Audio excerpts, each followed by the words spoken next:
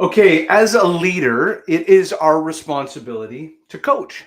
We coach many different people. We coach customers, prospects, vendors. Uh, it could be investors. We're constantly coaching and transferring knowledge. And over the years, I've had to develop a skill on how to coach and transfer knowledge. And I'm going to pass this on. And for anyone who's a member of YPO or EO, you might recognize a portion of this. For other founders, this is a new skill. I was just on with a customer and I needed to transfer knowledge on communication best practices. And what I discovered is that I could pull from my bag of tricks, from my experiences in EO, that would really help get the point across. And here's the framework that I'm going to give you. There's going to be two components that I want you to think about.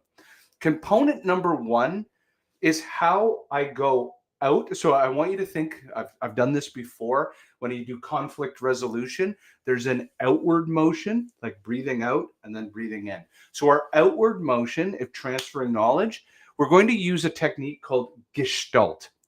Gestalt means that I'm not going to tell you what to do. So imagine you have a teammate. The teammate's made some mistakes. The teammate is not using critical thinking, is not using objective decision making, and you want to help. Instead of telling them what to do, all you're doing is solving their problems for you, thus stealing from your future self. You want to transfer knowledge so they get it. And how do they retain that knowledge? People don't remember being barked orders at. What they do remember, though, is a story that when they come to another moment in time, they recall that story and they realize that in that story, the way that somebody made objective decisions or used critical thinking was based on what happened in the story. It's kind of like telling the story of the Wizard of Oz, going down the yellow brick road.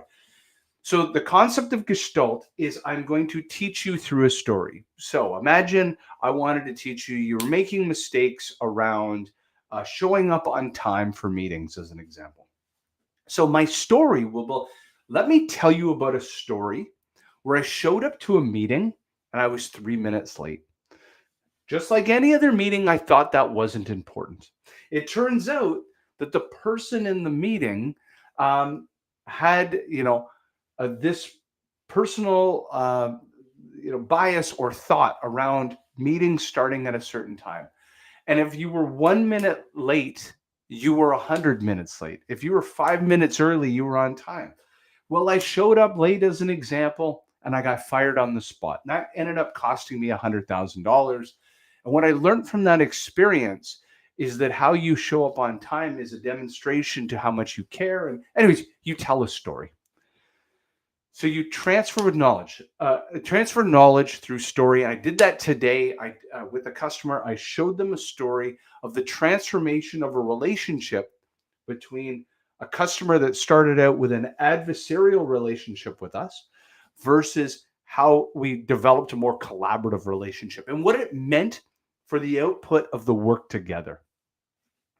So that's the first part that I want you to always think about. When you're going to teach a teammate, teach a customer, teach a prospect, teach an investor, teach a vendor, don't tell them what to do. Tell them about a scenario that you've been in the past. I find the best stories are either this is what happened to me or this happened to a colleague. Like this can't be a fable. You can't just like make it up. This isn't, the Three Little Pigs or whatever, Goldilocks and the Three Bears or whatever that story is. I can't even remember if I'm getting these stories right. But don't tell a fable. Tell something that actually happened. Here was the situation. Here was the opportunity or challenge. And here was the resolution. This is what happened. So now that's the end of part one. You let your teammate absorb what they learned from that story. Everybody takes something differently from a story, but people remember stories. Next, this is called the teach back method. The teach back method you implement on every knowledge transfer. If I wanted to teach you how to drink coffee, I don't just tell you how to drink coffee. I don't just tell you to do a story. I don't tell you a story about coffee drinking best practices. What I now do is have you walked me through. We reverse roles. I become the student, you become the teacher. And now in the teach back method, what happens is your teammate, your colleague, your prospect or customer is reverse roles and walk me through what you would do next and how you would do it. This is especially true, of course, when you're transferring knowledge to a teammate. Now they actually recreate the scenario.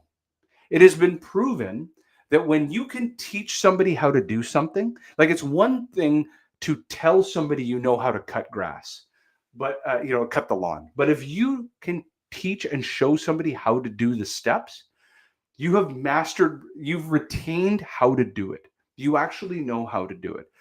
So this is the best when you're trying to teach a teammate how to do a new task. You teach them, you let them practice it. They then teach it back to you, and you can see the steps they make for decision making, critical thinking, and it shows that they can demonstrate how to go through all the process. When they complete that successfully, you've transferred knowledge successfully. You taught them a new skill through giving them a story. They retained it, they absorbed it, they practiced it, they taught it back to you, and it is clear that they understand how to do this going forward. If you use this, it will dramatically improve the way that you transfer knowledge in your business. I hope that you find this valuable. Thanks a lot.